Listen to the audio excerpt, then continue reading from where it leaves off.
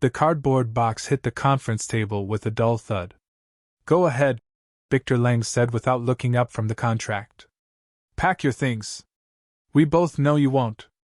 The room went silent. Nathan Mercer glanced at the family photo standing beside his laptop.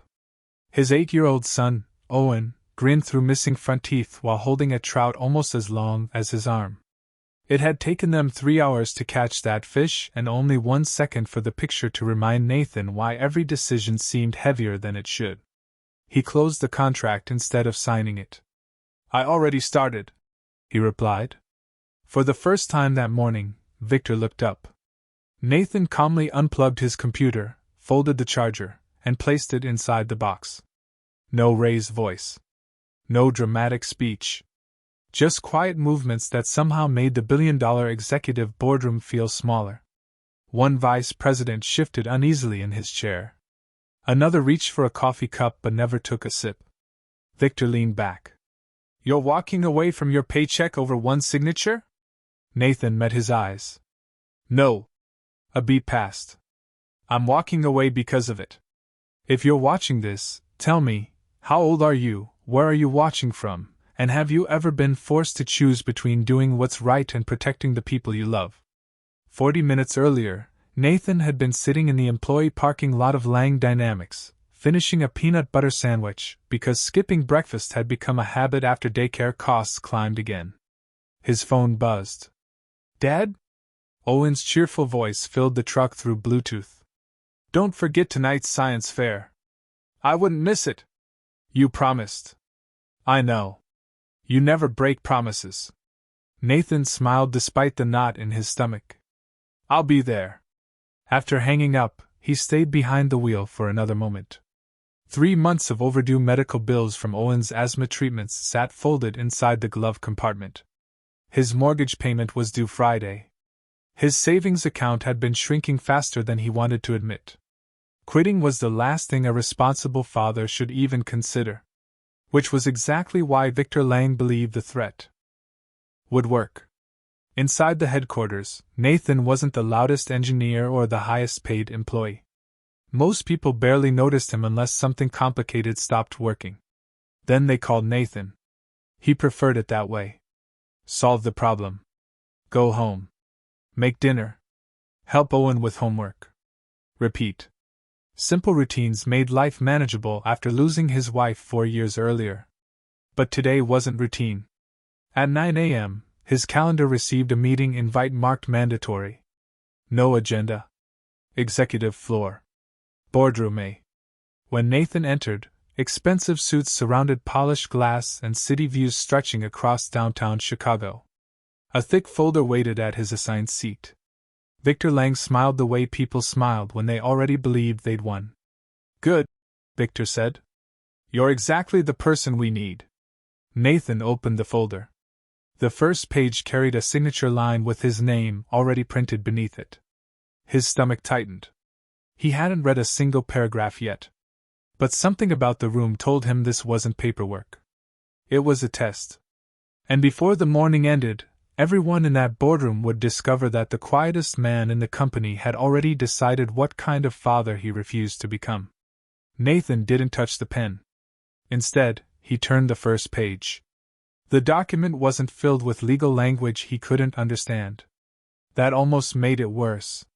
Charts. Inspection summaries. Maintenance schedules. A recommendation to delay replacing a critical safety monitoring system at 3 manufacturing facilities until the next fiscal year. The justification sounded harmless. Deferred capital optimization. Nathan read every line twice. The sensors weren't failing today. They weren't even out of compliance. But they were reaching the end of the service life recommended by the manufacturer. Delaying replacement wasn't automatically illegal. It simply meant accepting a higher chance that small warning signs could be missed if something unexpected happened. His signature wasn't approving the budget. His signature would certify that postponing the upgrades created no material operational concern. That wasn't something he believed. Victor folded his hands. Questions? Nathan looked around the room. The chief financial officer avoided eye contact. An attorney quietly organized papers into perfect stacks. Two board members watched Nathan with polite impatience, as if they expected this to take less than 5 minutes. "I'd like to review the inspection data from the last quarter," Nathan said. Victor smiled. "You already reviewed it. Your department produced it. My department produced the raw reports. And I haven't reviewed whoever summarized them." The smile disappeared. Victor leaned forward. "You have an excellent reputation here, Nathan. Practical. Calm. Reliable." He tapped the signature line. "That's exactly why your name belongs there." Nathan flipped to another page. One inspection note had been shortened. Another paragraph mentioning intermittent sensor failures had been rewritten into softer language. Not false. Just less complete. He knew exactly how that happened. Every layer of management edited reports for clarity. Sometimes clarity became convenience. Sometimes convenience became risk. "Who prepared the executive summary?" Nathan asked. "Our strategy office. I want to compare it against the field reports." Victor sighed. "We're acquiring 2 regional manufacturers next month. Every unnecessary expense hurts the valuation." Nathan stayed quiet. Victor continued. "This delay saves millions without affecting operations." Nathan looked down again. Millions. The word sounded enormous inside the room. At home, he measured money differently. An inhaler. Groceries. School shoes. The mortgage. He wasn't thinking about corporate valuations. He was thinking about whether Owen's asthma medication would still be covered if he lost his insurance. Victor studied him carefully. "I know your situation." Nathan's eyes slowly lifted. "I've read your HR file." Silence settled across the room. "Single father." Another pause. "Medical expenses." One more. "You're exactly the kind of person who understands making difficult financial decisions." Nathan felt something tighten inside his chest. Not anger. Disappointment. Victor wasn't threatening him. He genuinely believed he was being reasonable. "You don't have to like this decision," Victor said. "You just have to acknowledge that the risk is acceptable." Nathan answered quietly. "Acceptable for who?" Nobody spoke. Victor finally replied. "For the company." Nathan looked back at the report. He remembered a maintenance supervisor named Louise showing him a worn sensor 6 months earlier. "It'll probably last another year," Louise had joked. "Probably isn't a maintenance strategy," Nathan had answered. They had laughed. But they still replaced that unit. Because probably wasn't good enough when people worked 12-hour shifts around heavy equipment. Nathan closed the folder. "I can't certify something I don't believe." Victor's voice remained calm. "You can." "No." "You mean you won't?" "That's right." Victor stood and walked toward the windows overlooking downtown Chicago. "You've worked here 11 years.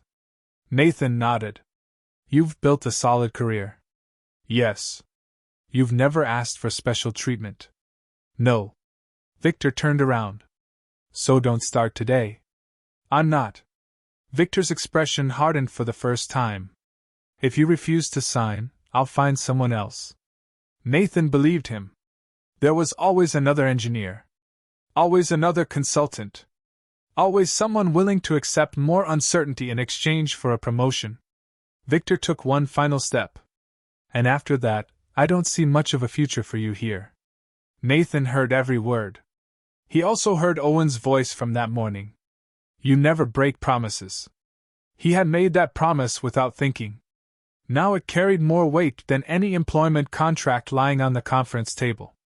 Nathan slowly slid the unsigned folder back across the polished wood. "I think," he said evenly, "my future changed the moment this meeting started." The room became perfectly still. Victor looked at the cardboard box sitting beside Nathan's chair. He gave a faint, confident smile. "Then go ahead." He gestured toward the box. "Quit." Victor expected hesitation. Excuses? Negotiation. Anything except what happened next. Nathan reached for the framed photo of Owen, placed it carefully inside the box, and began packing without saying another word. Nathan carried the cardboard box through the lobby without looking back.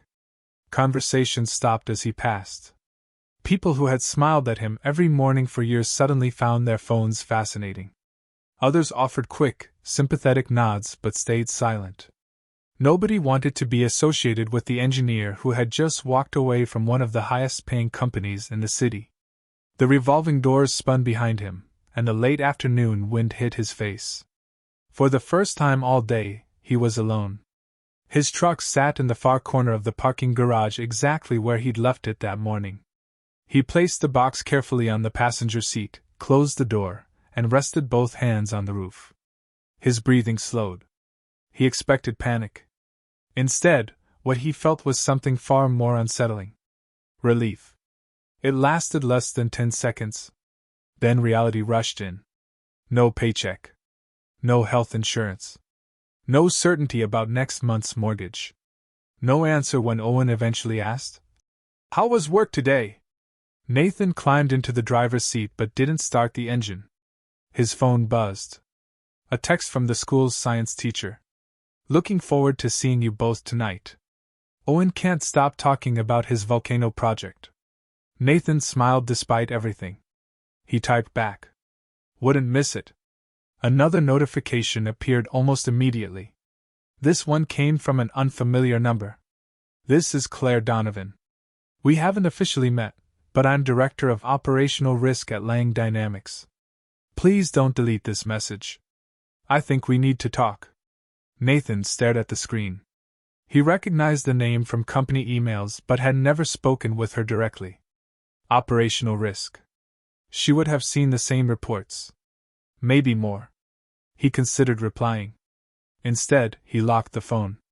Whatever she wanted could wait until after Owen's science fair.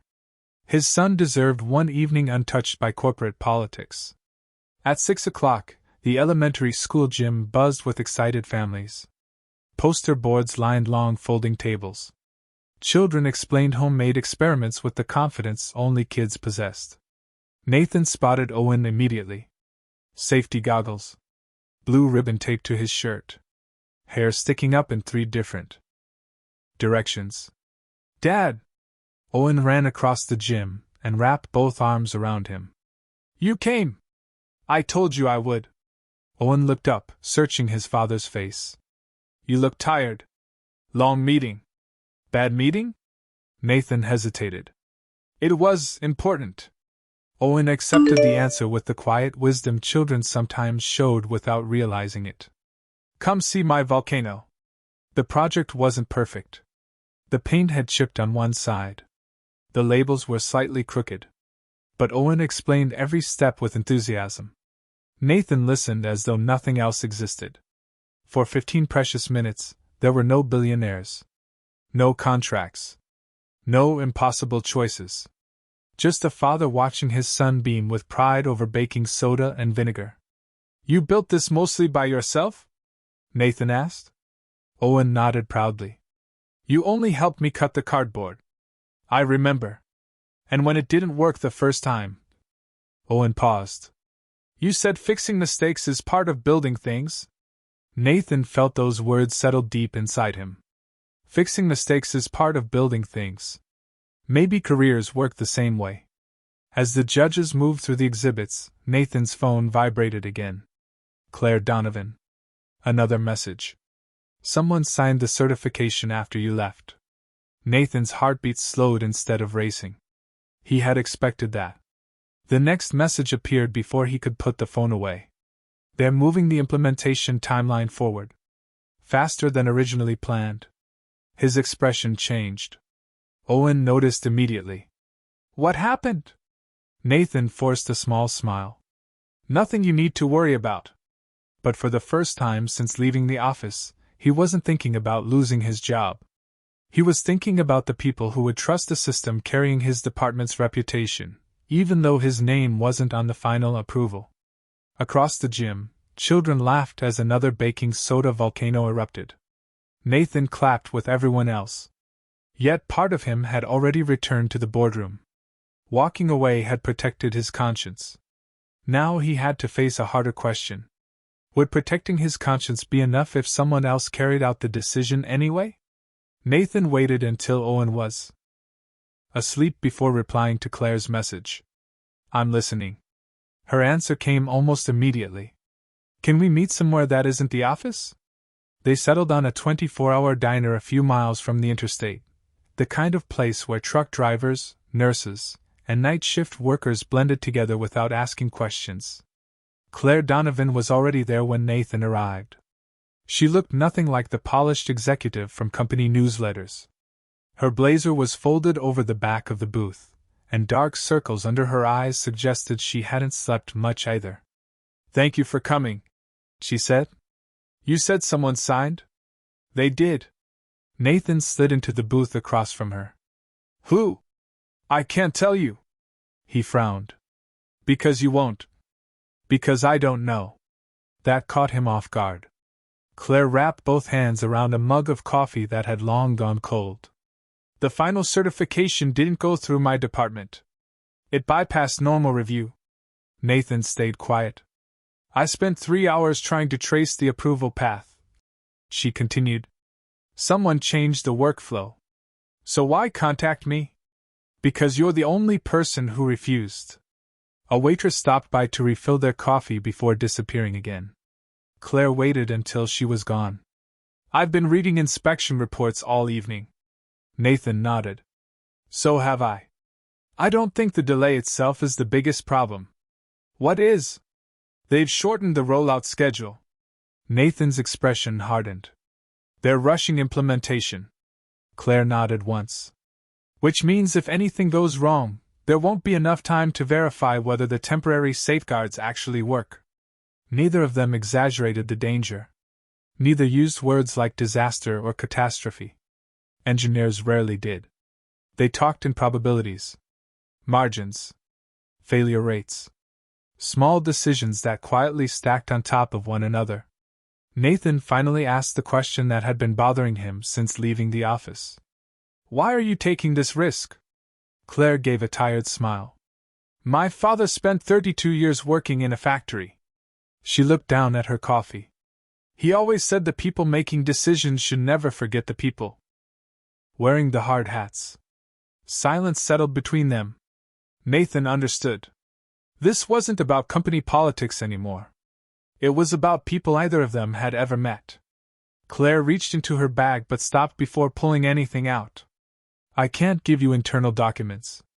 I'm not asking you to. But I can tell you one thing." Nathan waited.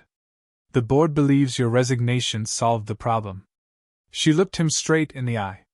"They have no idea it created a witness." Nathan left the diner carrying no files, no secret evidence, and no promises. Only a heavier responsibility than the one he had walked away from that afternoon. Nathan barely slept. Every time he closed his eyes, the same thought returned. Walking away had protected his own name. It hadn't protected the people who would trust the decisions made after he left. At 6 the next morning, he was already sitting at the kitchen table with a yellow legal pad. Owen wandered in wearing dinosaur pajamas, rubbing his eyes. "You're up early." "So are you," Nathan said. "I smelled pancakes." Nathan laughed. "I forgot to actually make them." Owen looked at the empty skillet. "That explains it." For a few minutes, life felt wonderfully ordinary. Nathan mixed batter while Owen carefully sliced strawberries with a child-safe knife. They talked about the science fair, baseball season, and whether their old Labrador, Daisy, was secretly afraid of squirrels. Then Owen noticed the stack of unopened envelopes beside the coffee maker. "More bills?" Nathan nodded. "We'll figure them out." "You always say that." "Because it's true." Owen accepted the answer, though Nathan wondered how much an 8-year-old really understood. After breakfast, Nathan drove Owen to school. As his son climbed out of the truck, he turned back. "You know what my teacher said yesterday?" "What?" "She said being brave doesn't mean you're not scared." Nathan smiled. "Your teacher sounds pretty smart." "I think you already knew that." The words stayed with Nathan long after the school disappeared in his rearview mirror. Instead of heading home, Nathan drove to the public library. He wasn't looking for company documents. He didn't want anything confidential. If he was going to challenge a corporate decision, everything he used had to be public, verifiable, and ethical. He downloaded maintenance recommendations published by equipment manufacturers, industry safety bulletins, engineering association guidance, academic studies discussing delayed replacement cycles. None of them proved Lang Dynamics had broken any laws. But together they painted a clear picture. Delaying maintenance wasn't automatically reckless. Doing it while accelerating production targets changed the equation. Nathan filled page after page with notes. Probability. Inspection intervals. Risk accumulation. None of it sounded dramatic. Engineering rarely did. The danger came from dozens of reasonable decisions quietly stacking together until they stopped being reasonable. Around noon, Claire called. "I hope I'm not interrupting." "You aren't. I checked this morning." Nathan waited. "They've moved the implementation date up another 2 weeks." He closed his notebook. "That fast?" "The acquisition team wants everything finished before investors review the numbers." Nathan rubbed his forehead. "So they're compressing testing." "They're compressing everything." Silence settled between them. Finally, Claire asked, "What are you planning?" "I honestly don't know." "You could walk away." "I already did." "I mean completely." Nathan looked through the library window where parents pushed strollers across the park. "I keep thinking about something Owen said." "What?" "He believes I always keep my promises." Claire didn't answer. "He doesn't know anything about engineering," Nathan continued. "He doesn't understand corporate governance." "No. But one day he'll understand whether I walked away because it was enough, or because it was easier." Claire spoke carefully. "Just be sure you're trying to solve the right problem." Nathan frowned. "What do you mean?" "You can't spend the rest of your life proving Victor Lang was wrong." She let that sentence settle. "If this becomes about beating him, you'll lose sight of why you resigned in the first place." Nathan realized she was right. Victor wasn't the mission. The workers weren't even numbers on a spreadsheet anymore. They were fathers, mothers, people with families waiting for them after every shift. He thanked Claire and ended the call. For the first time since leaving Lang Dynamics, his next step became clear. He wasn't going to expose confidential information. He wasn't going to start a public campaign. He wasn't going to chase revenge. He was going to build an objective engineering assessment using only publicly available standards and his own professional knowledge. If his conclusions were wrong, they should fail under scrutiny. If they were right, they wouldn't need anger to persuade anyone. Nathan packed his notebook into his backpack and walked toward the parking lot. His phone buzzed again. This time it wasn't Claire. It was a former coworker named Luis. "Heard you quit. Everyone's talking." A second message followed before Nathan could reply. "They're sending us to the Cleveland facility next week. Something feels rushed. Thought you should know." Nathan stared at the screen. Cleveland. One of the 3 facilities listed in the proposal he had refused to sign. His resignation hadn't ended the story. It had only moved the consequences somewhere he could no longer see. By Thursday morning, Nathan's dining room table no longer looked like part of a home. It looked like a research lab. Manufacturer manuals sat beside engineering journals. Public safety recommendations were covered with sticky notes. A legal pad filled with diagrams stretched across the table, while Owen's colored pencils had somehow become temporary highlighters. Nathan wasn't trying to prove anyone was a criminal. He was trying to answer a single question. If someone with no connection to Lang Dynamics looked only at publicly available engineering standards, would delaying those replacements while increasing production still make sense? So far, the answer kept pointing in the same direction. Not impossible. Not illegal. Just increasingly difficult to justify. Daisy wandered beneath the table, hoping someone would accidentally drop breakfast. Nathan smiled for the first time all morning and scratched the old Labrador behind the ears. You've got better priorities than I do. His phone rang. Luis. Nathan answered immediately. Everything okay? I don't know, Luis admitted. We're already in Cleveland. That was fast. Too fast. Nathan heard machinery humming in the background. They skipped part of the orientation. What do you mean? They combined 2 inspections into 1 meeting. Nathan closed his notebook. Were the technicians comfortable with that? Luis laughed without humor. You know how these things work. Nathan did. Nobody wanted to be the person slowing down a major corporate project. Especially when executives were visiting. I shouldn't be calling. Luis continued. I'm not asking you for company information. I know. A long pause followed. I just wanted you to know people noticed. Noticed what? You were the only one who pushed back. Nathan leaned against the kitchen counter. I didn't push back. You resigned.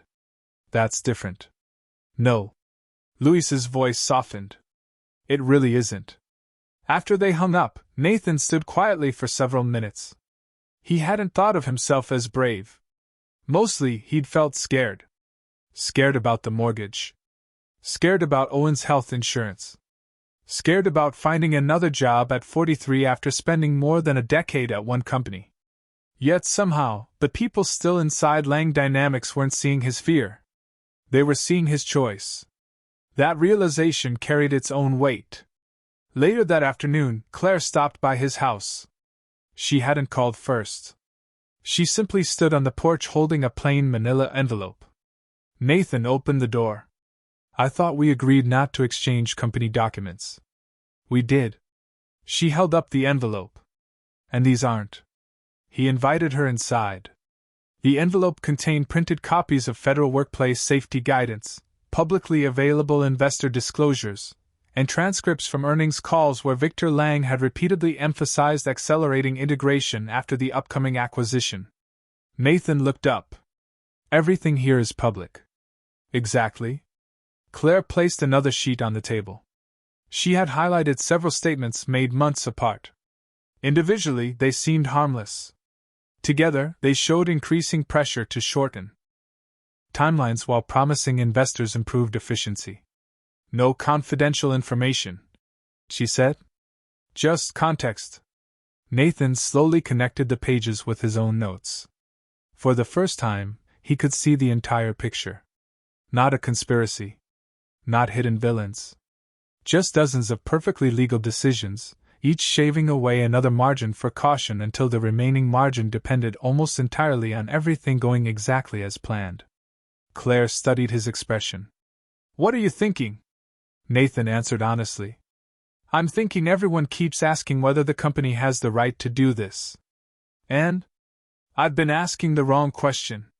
He looked back at the documents. The real question is whether anyone has clearly explained the cost of choosing speed over resilience. Claire nodded. And if they haven't? Nathan carefully stacked every page into a neat pile. Then someone needs to explain it in a way that's impossible to dismiss. For the first time since he walked out of the boardroom, Nathan wasn't reacting to Victor Lang's decision anymore. He was preparing his own. Nathan spent the next 2 days turning pages of notes into something no one could dismiss as an emotional reaction. Every sentence had to be defensible. Every conclusion had to be supported. If he exaggerated even once, everything else would lose credibility. Claire reviewed each section without changing his opinions. Instead, she asked questions. Can you prove this? If someone disagrees, what evidence would they use? Does this sentence describe risk, or assume intent? Nathan rewrote entire pages. Not because she disagreed, but because she reminded him that integrity wasn't just about reaching the right conclusion. It was about getting there the right way. By Saturday afternoon, the report was finished. 23 pages. No confidential company information. No accusations of fraud. No dramatic language. Only publicly available standards, manufacturer recommendations, published investor statements, and an engineering analysis explaining why compressing replacement schedules while accelerating production created a level of operational risk that deserved independent review. Before implementation, Nathan read the final page twice. Then he signed his own name beneath the report. Not as an employee of Lang Dynamics. Simply as Nathan Mercer, professional engineer. The signature felt strangely heavier than the one he had refused to place on Victor Lang's document. This one carried no paycheck. No protection. Only responsibility. That evening, Owen found him sitting alone on the back porch. "You finished your homework?" Owen asked. Nathan laughed. "It feels like homework." Owen climbed into the chair beside him with 2 mugs of hot chocolate. "I made yours." Nathan took a careful sip. "You put way too many marshmallows in this." "I know. It's perfect." They watched the sun disappear behind the neighborhood rooftops. After a while, Owen asked the question Nathan had quietly feared all week. "So, are you going back to work?" Nathan didn't answer immediately. "I don't know." "Were you fired?" "No." "You quit?" "Yes." Owen stared into his mug. "My friend Tyler said only people who already have another job quit." Nathan smiled sadly. "Tyler doesn't know everything." "No." A few seconds passed. "Are we going to be okay?" There it was. The question Nathan had been trying to protect him from. He looked at his son carefully. "I honestly don't know exactly what the next few months will look like." Owen nodded. "But I do know this." Nathan set his mug down.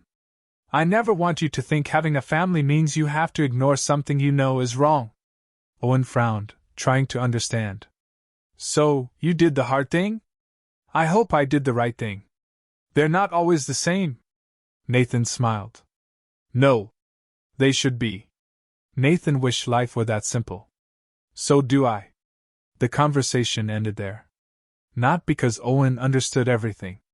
Because he trusted his father enough to live with an incomplete answer.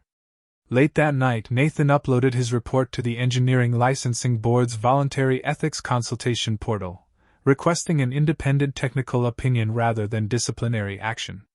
He also mailed printed copies to 2 outside engineering societies that regularly reviewed industry safety practices. He didn't contact reporters. He didn't post on social media. He didn't try to embarrass Victor Lang. If his analysis was sound, it would stand on its own. If it wasn't, he wanted to know before anyone else acted on it. Just after midnight, his laptop chimed. A new email appeared.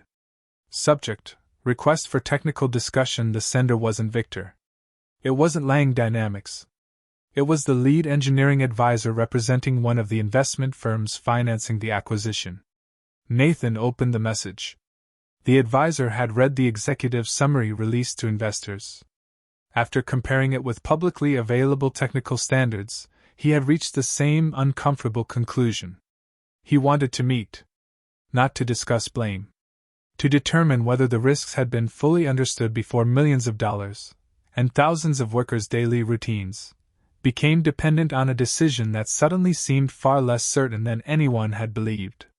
The investment firm's office overlooked the Chicago River, but Nathan barely noticed the view. He carried only a worn leather notebook and a folder containing the same report he had already submitted to the engineering organizations. Nothing had been rewritten. Nothing had been polished to sound more persuasive. If the facts needed embellishment, they weren't strong enough to begin with. A receptionist led him into a conference room where 3 people were waiting.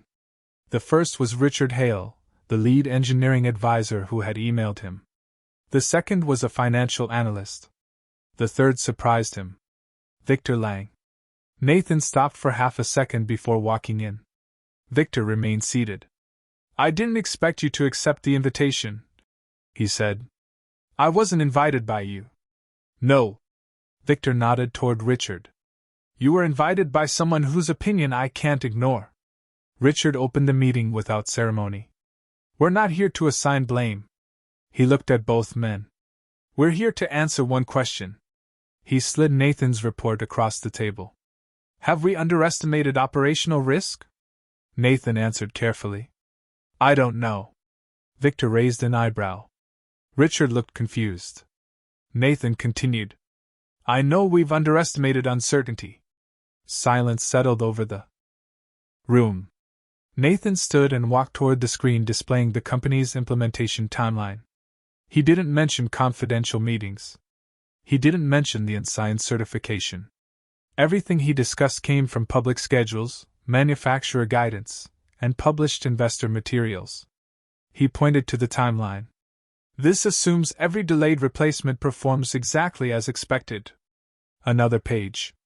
This assumes no unexpected failures occur while production increases. Another. This assumes maintenance teams have enough time to verify temporary safeguards. He turned toward Victor. None of those assumptions are impossible. Victor crossed his arms. But they're all optimistic. Richard leaned forward. What would you do differently? Nathan had spent days thinking about that question. He answered without hesitation. I wouldn't cancel the acquisition. Victor looked surprised. I'd separate the integration into phases. Nathan pointed to the schedule again. Replace the highest risk equipment first. Another page. Keep existing inspection intervals until replacement is complete. Another. Delay only the assets supported by documented reliability data instead of delaying everything equally. The financial analyst frowned. That costs money. Nathan nodded. Yes.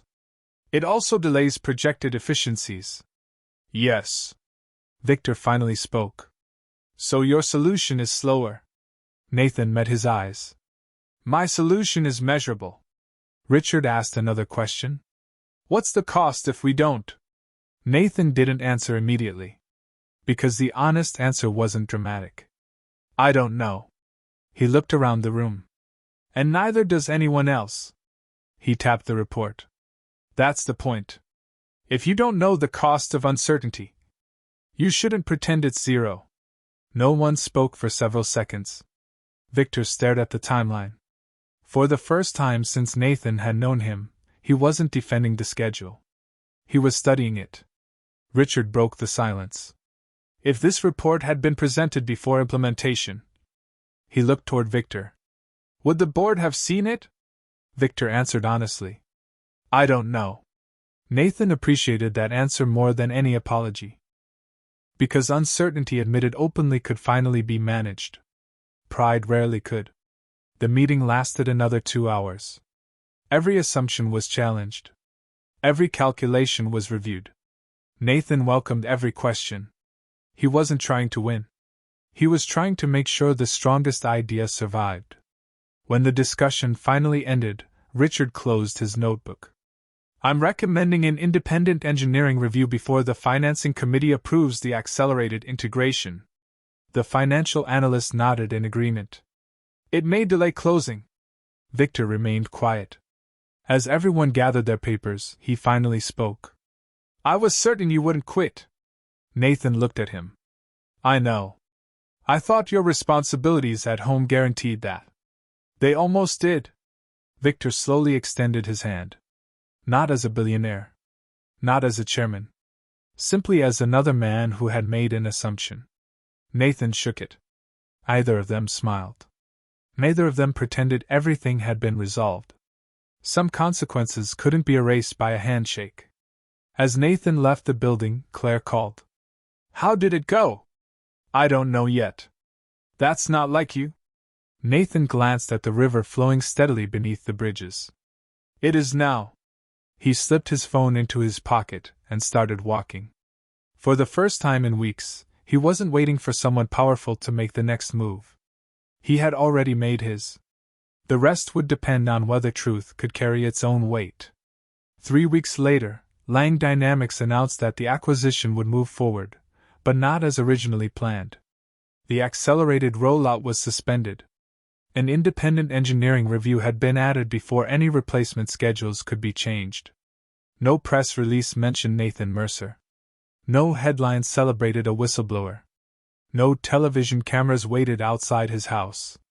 Most people would never know how close the company had come to making a decision without fully understanding its risks. Nathan was perfectly fine with that. He hadn't walked away to become famous. He had walked away so he could still recognize the man staring back at him in the mirror. Life, however, didn't suddenly become easy. The mortgage still had to be paid. His health insurance still needed replacing. Job interviews filled his calendar. Some companies quietly stopped returning his calls after learning he had resigned from Lang Dynamics during a major acquisition. Others respected the decision but worried he might become difficult. Nathan understood their hesitation. Integrity wasn't always convenient to hire.